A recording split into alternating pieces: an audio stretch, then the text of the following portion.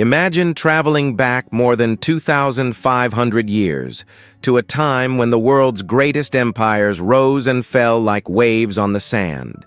The year is 522 before Christ, and Persia is in turmoil. The royal family, which had ruled for generations, is suddenly gone, wiped out by treachery. In the chaos, a stranger sits on the throne. He isn't what you'd call a rightful king. He's a bold pretender, grabbing power when nobody is looking. But out of the shadows comes a figure who would shape history, Darius. He wasn't born to be king. In fact, Darius came from a lesser branch of the royal line, far from the center of power. But where others saw disaster, he saw his chance. He was tough, determined, and most of all, unwilling to let his country fall apart. Darius wasn't alone either. He gathered a small group of loyal supporters, each with their own reasons for risking everything. Together, they hatched a plan that was as daring as it was dangerous. Now, imagine the tension in those days. The empire was cracking at the seams. People whispered in the markets, wondering if Persia would ever be united again. Darius made his move, taking on the usurper in a dramatic confrontation that must have felt like something straight out of a legend. Was he a hero, restoring order, or just another ambitious man, eager for power? The truth, as always, is complicated. Once Darius claimed the throne, the real work and the real danger began. Revolts broke out almost everywhere. Cities rebelled. Leaders challenged his rule. Imagine the weight on his shoulders. One wrong move, and he could lose everything, even his life. But Darius was not just a survivor, he was a builder. He knew that to hold the empire together, he had to do more than just fight battles. He had to give people something to believe in. And so, Darius set about transforming Persia. He built roads that crossed deserts and mountains so that news and ideas could travel quickly. He created laws that everyone, from merchants to farmers, could understand. He dreamed of a place where people from Egypt to India could call themselves part of a shared world. And in the heart of his empire, he raised the glittering city of Persepolis, a place of wonder filled with art, ceremony, and secrets. But as with any great story, things weren't always as perfect as they seemed. The golden halls of Persepolis hid their own dangers, plots, betrayals, and the constant threat that someone else might try to take what Darius had won. History remembers him as Darius the Great, but to those who lived through his reign, he was both a symbol of hope and a reminder of how quickly power can shift. Did you know that Darius even appears in the Old Testament, in the stories of Daniel and other prophets? That's how far his legacy reached, from Persian palaces to the sacred texts of distant peoples. So, before we dive deeper into the epic story of Darius, take a moment to imagine those ancient days, a time of uncertainty, ambition, and dreams that stretched from the Nile to the Indus. And if you're fascinated by these tales from the heart of history, don't forget to like, subscribe, and join us for the rest of this incredible journey. Picture this. You're not born to rule an empire. You're nobility, sure, but you're watching from the sidelines as the royal bloodline crumbles before your eyes. That was Darius in 522 before Christ, standing at what might have been the greatest crossroads in ancient history. The Persian Empire was in chaos. The legitimate heir, Prince Bardia, had been murdered in secret by his own brother, King Cambyses. But here's where it gets interesting. Most people didn't know Bardia was dead. So when a mysterious figure calling himself Bardia suddenly appeared and claimed the throne, the empire accepted him. Except this wasn't the real prince at all. This was Gaumata, a Magian priest who looked remarkably similar to the murdered prince. Imagine the audacity. Gaumata didn't just impersonate royalty. He convinced an entire empire that he was their rightful king. For months, he ruled from the shadows, issuing decrees, collecting taxes, and playing the part of a prince who was already rotting in his grave. It was the ultimate identity theft, ancient style. But Darius wasn't buying it. He came from the Achaemenid bloodline, though from a smaller branch of the family tree. Think of him as the cousin who always knew he could do better than his royal relatives. When he looked at this fake king, he didn't see divine right. He saw opportunity wrapped in deception. So Darius did what any ambitious noble would do. He gathered his closest friends and planned the ultimate heist. Not for gold or jewels, but for a throne. He assembled 6 trusted conspirators, men who would literally bet their lives on his vision. These weren't just any nobles. They were the cream of Persian aristocracy, each with their own reasons for wanting Gaumata gone. The plan was simple in concept, but terrifying in execution. They would storm the royal palace, confront the false king, and expose him for the fraud he was. But here's the thing about coups. They either make you a hero or get you executed as a traitor. There's no middle ground. The moment of truth came when these 7 men walked into the heart of the Persian Empire's power. Can you imagine the tension? Every step toward the throne room could have been their last. They found Gaumata in his chambers, still playing the part of Prince Bardia. The confrontation was swift and brutal. Darius himself struck the killing blow, ending the reign of the false king with a single sword thrust. But killing a pretender king was just the beginning of Darius's problems. The moment Gaumata fell, the empire exploded into rebellion. Why? Because most people still believed they had just witnessed the murder of their legitimate ruler. From their perspective, Darius wasn't a liberator. He was a usurper who had just assassinated their king. Within weeks, revolts erupted across the empire like wildfire. Babylon declared independence. Media crowned its own king. Elam followed suit. The empire that had once stretched from Egypt to India was suddenly fracturing into dozens of competing kingdoms, each claiming legitimacy over the others. This is where Darius faced his greatest test. He had wanted to be king, but now he had to prove he deserved to be one. The crown he had seized was worthless if he couldn't hold on to it. He stood at the center of the ancient world's greatest empire, watching it crumble around him, with enemies on all sides questioning his right to rule. Here's what makes this story so compelling. Darius had to win his throne twice. First, he had to take it by force. Then, he had to earn it through his actions. The conspiracy at Behistun wasn't just about removing a false king. It was about proving that sometimes the line between liberator and usurper is written by the victors. The young nobleman who had plotted in secret chambers now faced the ultimate question. Could he transform from a successful conspirator into a legitimate ruler? The rebellions spreading across his empire would soon provide the answer, but first, he had to survive them. Imagine waking up every morning for an entire year, knowing that somewhere in your vast empire, armies are marching to destroy you. That was Darius's reality in 521 before Christ. 19 separate rebellions erupted across his territories, and he would have to face every single one of them on the battlefield. Think about that number for a moment. 19 battles in 12 months. That's more than one major military campaign every 3 weeks. While most kings might have panicked or tried to negotiate, Darius did something remarkable.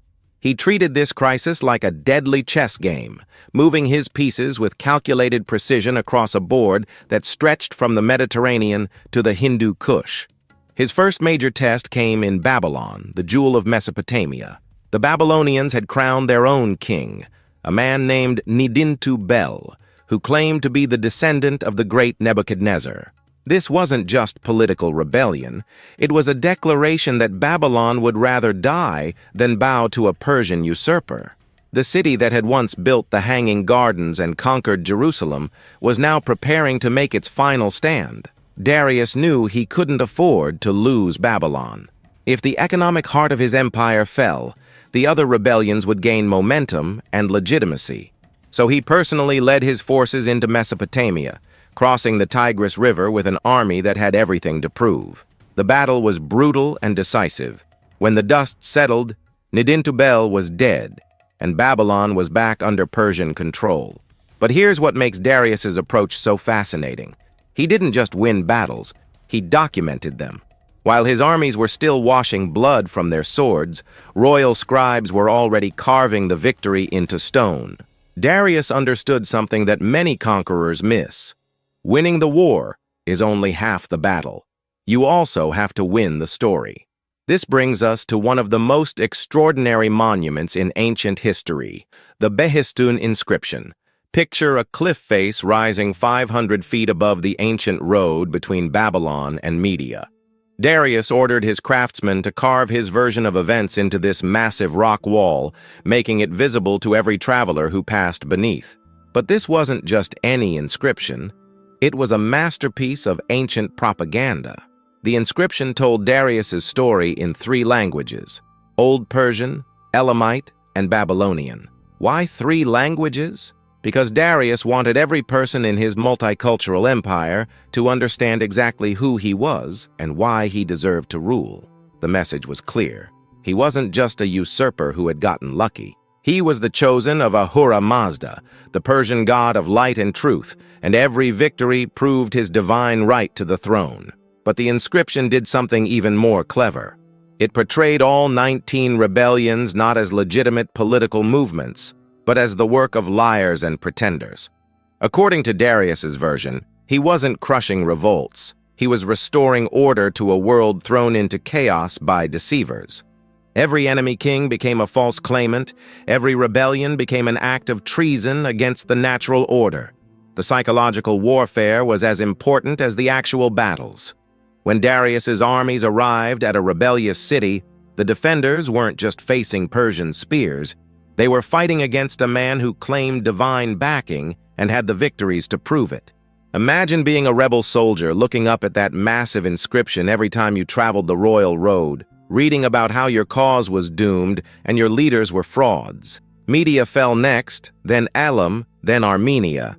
Each victory was carved into the growing monument at Behistun, creating a snowball effect of legitimacy. The more rebellions Darius crushed, the more divine his claim appeared. The more divine his claim appeared, the easier it became to crush the remaining rebellions. But here's where the story gets morally complex. Darius wasn't just fighting foreign enemies. Many of these rebels were his own people, Persians who genuinely believed they were defending their homeland against a usurper. When he defeated them, he often used brutal methods to ensure they would never rise again. Captured rebel leaders were impaled, their followers sold into slavery, entire cities were destroyed as examples to others. The question that haunted the empire was simple. Was Darius bringing order to chaos, or was he creating the chaos to justify his rule? His supporters pointed to the prosperity that followed his victories, the roads he built, the trade that flourished under his stable government. His critics whispered that he had murdered the legitimate king and was now drowning the empire in blood to cover his crime. By the end of that terrible year, Darius had won every battle, but he had also revealed something crucial about his character. He was not a king who ruled through love or inspiration. He was a king who ruled through competence and fear. His empire would be built on the understanding that rebellion was not just futile, but divinely condemned. The Behistun inscription still stands today, weathered by 25 centuries but still readable. Modern scholars call it the Rosetta Stone of cuneiform because it helped unlock ancient Persian writing. But for Darius, it was something far more powerful, proof that sometimes the pen truly is mightier than the sword, especially when the pen is carved into a mountain and backed by 19 military victories. When the last rebellion was crushed and the final inscription was carved, Darius had transformed from a successful conspirator into an undisputed emperor. But the methods he used to secure his throne would define his reign and raise questions that echo through history. When does necessary force become tyranny, and when does divine right become divine excuse? What would you have done in Darius's place? Let us know in the comments. And if you're enjoying this tale, smash that like button and share it with fellow history lovers. Picture this. You're standing in the dusty marketplace of ancient Babylon, watching merchants from Egypt haggling with traders from India. Gold coins glint in the sunlight. But here's the thing. Every region had different currencies, different weights, different values. Commerce was chaos. Trade was a nightmare of conversion rates and trust issues that would make modern banking look simple. Then Darius arrived on the scene. Now, most conquerors are satisfied with just winning battles and collecting tribute. But Darius? He had a different vision entirely. He looked at his sprawling empire, stretching from the scorching deserts of Egypt all the way to the lush valleys of India, and saw something that needed fixing. This wasn't just about ruling, this was about building something that would last. His first masterstroke was brilliantly simple. One empire, one currency. He introduced the daric, a standardized gold coin that became the backbone of Persian trade. Suddenly, that Egyptian merchant could do business with the Indian trader without needing a calculator and 3 interpreters. The daric wasn't just money, it was trust made tangible, empire made portable. But Darius was just getting started. He turned his attention to something that had plagued every empire before him: communication. How do you govern land so vast that it would take months for a message to travel from one end to the other? How do you keep rebellions from festering in distant provinces simply because you didn't know they existed? His answer was audacious: build the world's first superhighway. The Royal Highway became Darius's greatest engineering triumph. Picture a road stretching over 1,600 miles. That's roughly the distance from New York to Denver, cutting straight through mountains, deserts, and kingdoms. This wasn't just any road. This was a precision instrument of empire. Every 14 miles, there was a fresh relay station with horses, food, and riders ready to carry the king's messages forward. Here's where it gets fascinating. A message could travel from Susa, the administrative capital, all the way to Sardis near the Mediterranean coast in just 7 days. 7 days. In an age when most people never traveled more than 20 miles from their birthplace, Darius had created a communication network that moved faster than anything the world had seen. But speed wasn't the only genius of the Royal Highway. Darius understood something profound about human nature. People need to see the empire to believe in it. So his road became a parade route for his power. Officials, merchants, and diplomats traveling this highway didn't just see empty wilderness. They saw Persian engineering, Persian organization, Persian might made manifest in stone and logistics. The highway stations became more than just rest stops. They were windows into Persian efficiency. Travelers would find fresh horses waiting, quality food prepared, and royal messengers thundering past on urgent business. Every mile of that road whispered the same message: this empire works, this empire lasts, this empire reaches everywhere. And then there were the canals. While his engineers were busy building roads, Darius set other teams to work connecting waterways. He completed a canal linking the Nile River to the Red Sea, essentially creating an ancient Suez Canal that allowed ships to sail from the Mediterranean all the way to the Indian Ocean without the dangerous journey around Africa. But perhaps his most personal project, the one that revealed his soul, was Persepolis. If the Royal Highway was the nervous system of his empire and the daric was its lifeblood, then Persepolis was its beating heart. Darius didn't just want a palace. He wanted a statement. He chose a site in the Persian heartland and began constructing what would become one of the most magnificent cities the ancient world had ever seen. Persepolis wasn't built for practicality. It was built for awe. Massive stone staircases led to halls that could hold thousands. Intricate carvings showed representatives from every corner of the empire bringing tribute: Egyptians carrying gold, Indians leading exotic animals, Greeks bearing olive oil. Every wall told the story of Persian greatness. Every column proclaimed Darius as the King of Kings. Yet here's the beautiful irony. For all his grand building projects, Darius never forgot the small details that make an empire actually function. His scribes standardized weights and measures across the realm. His judges codified laws that applied equally from Egypt to India. His administrators created the world's first efficient postal system, complete with passports for official travelers. He even thought about religious tolerance in ways that were revolutionary for his time. Rather than forcing Persian beliefs on conquered peoples, he allowed local customs to flourish under Persian protection. It was pragmatic.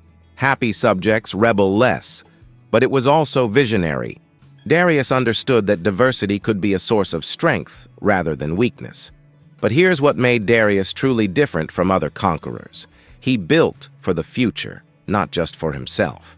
Alexander the Great would later use Persian administrative methods.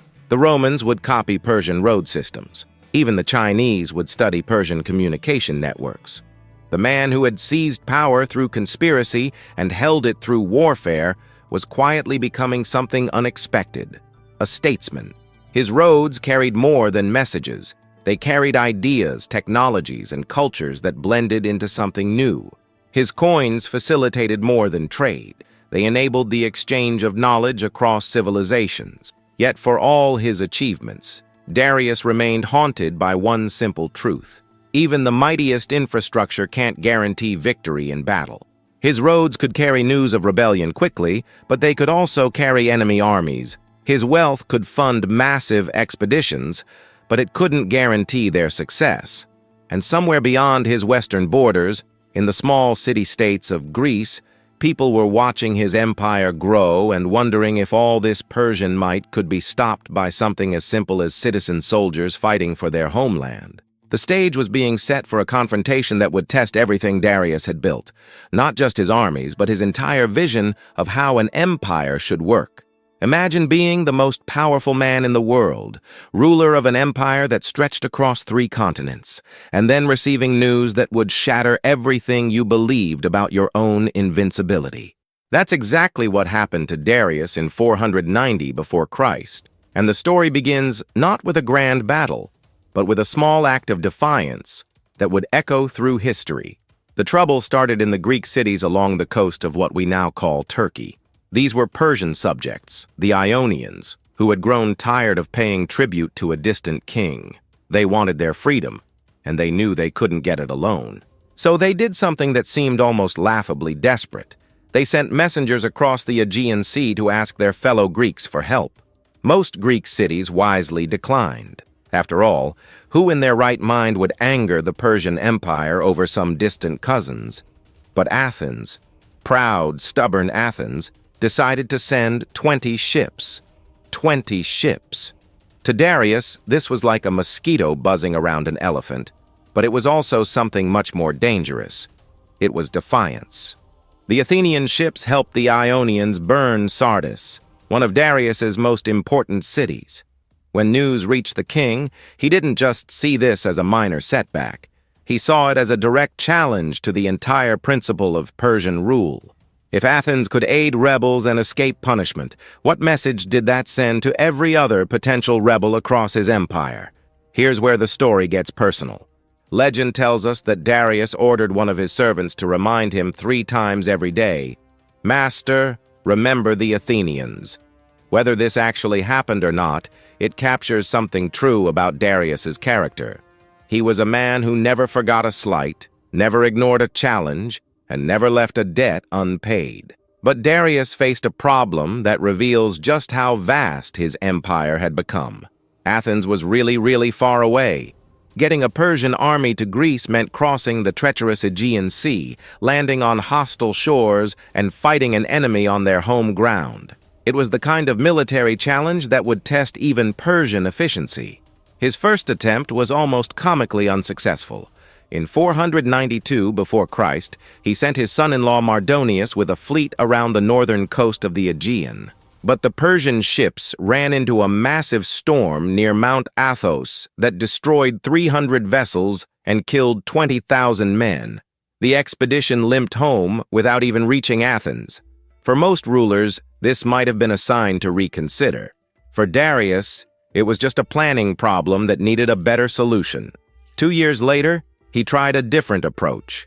Instead of the dangerous northern route, he would send his fleet directly across the Aegean. This time, he put 2 of his most trusted generals in command. Artaphernes, who knew the region well, and Datis, a veteran of countless campaigns. The force was formidable, perhaps 25,000 infantry, cavalry, and the elite Persian guard known as the Immortals. The Persian strategy seemed flawless. They would island hop across the Aegean, crushing any resistance, then land near Athens and force the city to surrender. They even brought along Hippias, the former tyrant of Athens, planning to reinstall him as a Persian puppet once the city fell. Everything went according to plan until they reached the small island of Eretria. The Eretrians, who had also helped the Ionian rebels, put up fierce resistance for 6 days before being betrayed from within. The Persians burned the city and enslaved its population, sending a clear message about the cost of defying the King of Kings. Next stop, Athens. The Persian fleet landed at Marathon, a coastal plain about 26 miles northeast of Athens. The location was perfect for Persian tactics, flat ground where their cavalry could operate effectively with a good harbor for their ships. Datis and Artaphernes probably expected the Athenians to either surrender immediately or hide behind their city walls. Instead, something unprecedented happened. The Athenians marched out to meet them. Picture this moment. Roughly 11,000 Athenian citizens, farmers and craftsmen who had grabbed their spears and shields, facing down the army of the greatest empire on earth. These weren't professional soldiers. They were ordinary men defending their homeland. Leading them was a general named Miltiades, who had actually lived under Persian rule and knew exactly what defeat would mean for Athens. The Athenians had sent a runner to Sparta begging for help, but the Spartans claimed they couldn't march until after a religious festival. Only tiny Plataea answered Athens' call, sending about 1,000 men. So there they were, 12,000 Greeks facing 25,000 Persians. The two armies stared at each other across the plain for several days. The Persians probably expected the Greeks to lose their nerve and retreat. The Greeks were likely hoping for Spartan reinforcements that they knew weren't coming. But Miltiades understood something crucial. Waiting favored the Persians, who could land more troops or sail around to attack Athens directly. On the morning of September 12, 490 before Christ, Miltiades made a decision that would change history. He ordered the attack. Here's where the Athenian strategy became brilliant in its simplicity. Instead of the usual Greek formation, a thick center with thin flanks, Miltiades did the opposite. He weakened his center and strengthened his wings.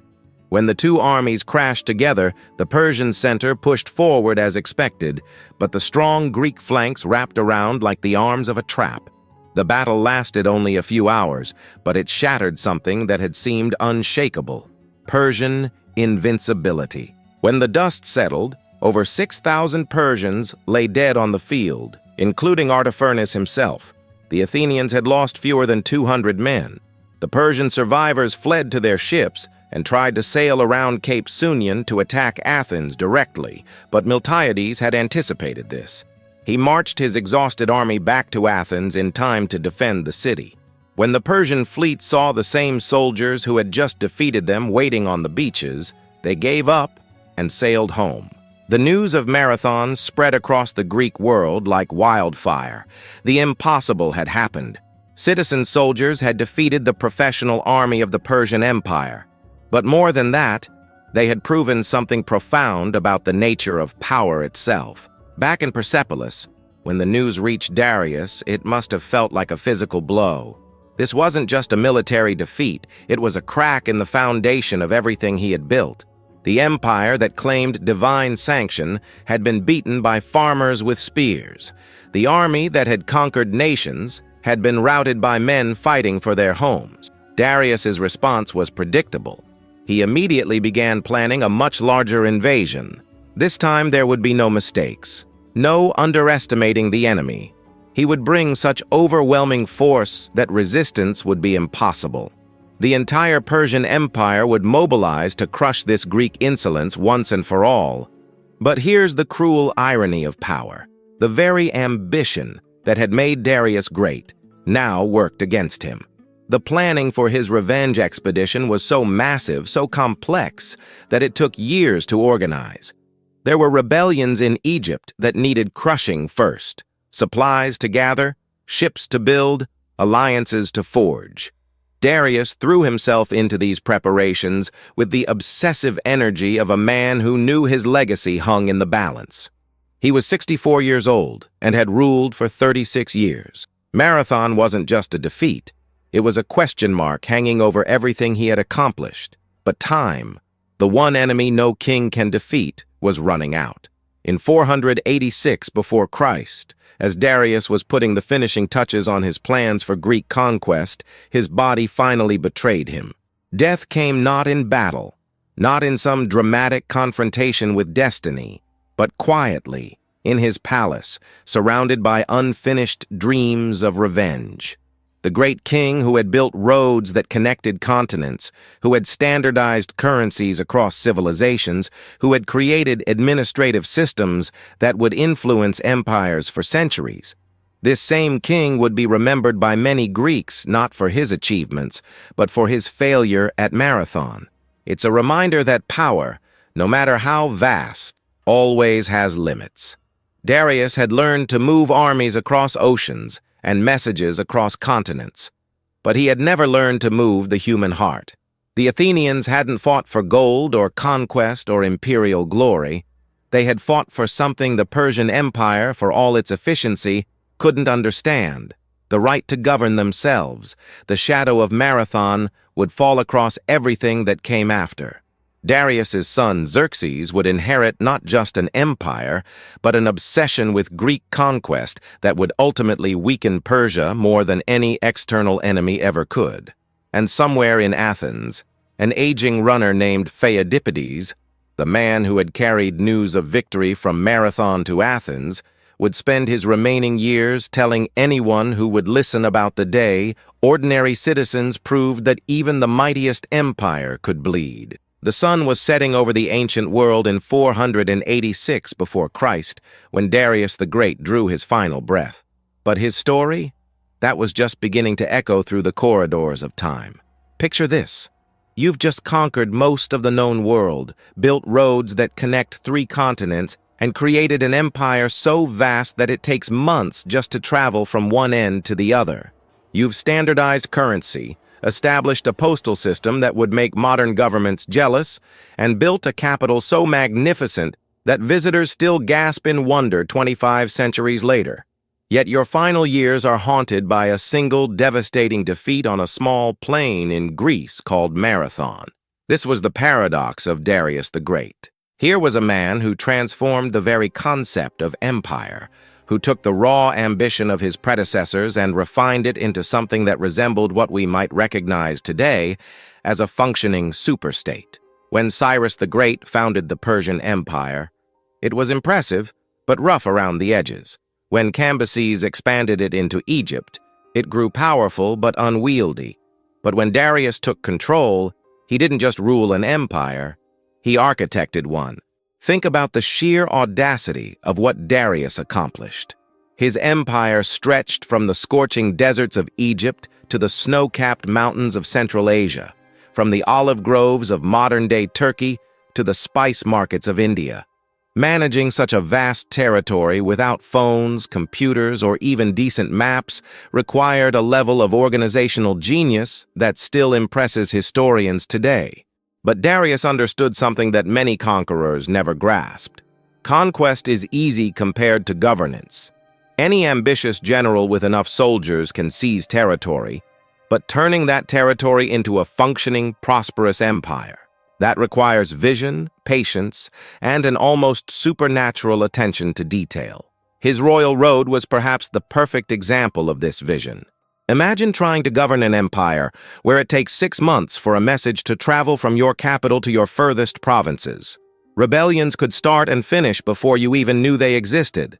So Darius created a highway system with relay stations every 14 miles or so, where fresh horses and riders waited to carry urgent messages. Suddenly, what once took half a year could be accomplished in just over a week.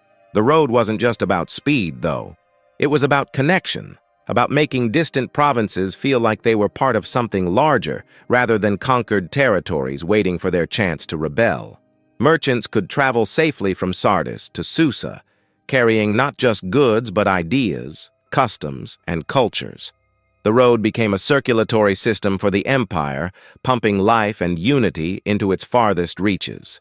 And then there was Persepolis, his crowning architectural achievement. Darius didn't just want a palace. He wanted a statement. Every spring, representatives from across the empire would journey to this magnificent complex to pay tribute and participate in the New Year celebrations. Picture the scene. delegates from Egypt carrying gold and exotic animals, representatives from India bringing precious stones and spices, envoys from the Greek cities bearing silver and fine crafts, all converging on this city that seemed to touch the heavens themselves. The reliefs carved into the walls of Persepolis tell this story in stone.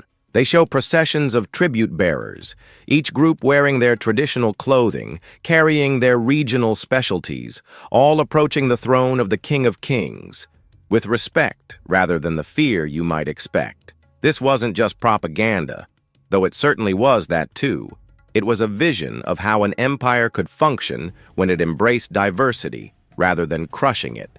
Darius seemed to understand that lasting power came not from the sword alone, but from making conquered peoples feel like partners in something greater. Unlike many ancient conquerors who imposed their culture and religion on subject peoples, Darius generally allowed local customs to continue. He rebuilt the temple in Jerusalem, supported local religious practices, and even learned to communicate with his subjects in their own languages. The famous Behistun inscription, carved high on a cliff face in modern-day Iran, demonstrates this perfectly. Darius had his accomplishments and legitimacy proclaimed not just in Old Persian, but also in Elamite and Babylonian, the languages his subjects could actually understand. This wasn't just practical, it was revolutionary. Here was a conqueror who cared enough about his subjects' comprehension to speak to them in their own tongues. But perhaps what made Darius truly remarkable was how he balanced innovation with tradition. He created the world's first standardized currency with his gold darics, making trade infinitely easier across his vast territories. Yet he also maintained the ancient Persian emphasis on truth-telling and righteousness that had defined his people's culture for generations. His legal innovations were equally impressive. Rather than imposing a single legal code across his diverse empire, he created a system where local laws were respected but coordinated with imperial needs. It was an early form of federalism that wouldn't be seen again until much later in history. Yet for all his administrative genius, Darius remained at heart a warrior king. When the Greek cities of Ionia rebelled and Athens dared to support them, he didn't just see it as a regional disturbance. He saw it as a challenge to the very concept of his empire. How could he claim to be king of kings if a collection of small Greek city-states could defy him with impunity? The campaign that followed would define the rest of his reign. The Persian fleet sailed across the Aegean, confident in their numbers and their cause. The army that landed at Marathon was experienced, well-equipped, and led by capable generals. By every logical measure, they should have crushed the Athenian force that faced them. But logic doesn't always determine the outcome of battles. On that day, in 490 before Christ, something extraordinary happened. The Greeks, fighting for their homes and their freedom, achieved what seemed impossible. They broke the Persian line, scattered the mighty army of Darius, and sent them fleeing back to their ships. The news of Marathon must have hit Darius like a physical blow. This wasn't just a military defeat, it was a crack in the foundation of everything he had built. If the Persians could be beaten by a force a fraction of their size, what did that say about Persian invincibility? What would his other subjects think when word of this defeat spread along those efficient roads he had built? Darius spent the remaining years of his life planning his revenge, organizing an invasion force that would dwarf the army that had failed at Marathon. But fate had other plans. In 486 before Christ, the great king died, leaving his son Xerxes to carry out his vision of Greek conquest. The irony is that Marathon, which seemed like such a catastrophic failure at the time, ultimately became part of what made Darius's legacy so enduring. The defeat showed that even the mightiest empire had limits, that even the most powerful king was still mortal. It added a note of humanity to what might otherwise have been just another story of successful tyranny. Because when we look back at Darius the Great today, we don't just see a conqueror, we see an innovator whose ideas about governance, infrastructure, and cultural tolerance were centuries ahead of their time. His postal system inspired similar networks throughout history. His emphasis on roads and communication influenced everyone from the Romans to the builders of the modern interstate highway system. His approach to managing diversity within an empire provided lessons that leaders still study today. Perhaps most remarkably, Darius showed that it was possible to build something that lasted not through fear alone, but through offering people something better than what they had before. His empire didn't survive in its original form, but the ideas behind it, the notion that diverse peoples could be united under competent administration, that prosperity could be built through trade and communication, that power could be exercised with at least some degree of justice, these concepts echoed through the centuries. Alexander the Great, who would eventually conquer the Persian Empire, was smart enough to adopt many of Darius's innovations rather than destroying them. The Romans, in turn, learned from both the Persians and the Greeks. And so the influence of this ancient king who died over 2,000 years ago continues to shape how we think about leadership, governance, and the possibility of unity in diversity. In the end, Darius the Great achieved something that few rulers in history have managed. He created something larger than himself, something that outlasted his own mortality and continued to influence the world long after his empire had crumbled into dust. That, perhaps, is the true measure of greatness. Not just what you accomplish in your lifetime, but what you leave behind for others to build upon. If this story moved you, like the video, comment your thoughts and share it with those who love ancient history. Subscribe to Legacy of Empires for more legendary tales. Until next time, history awaits.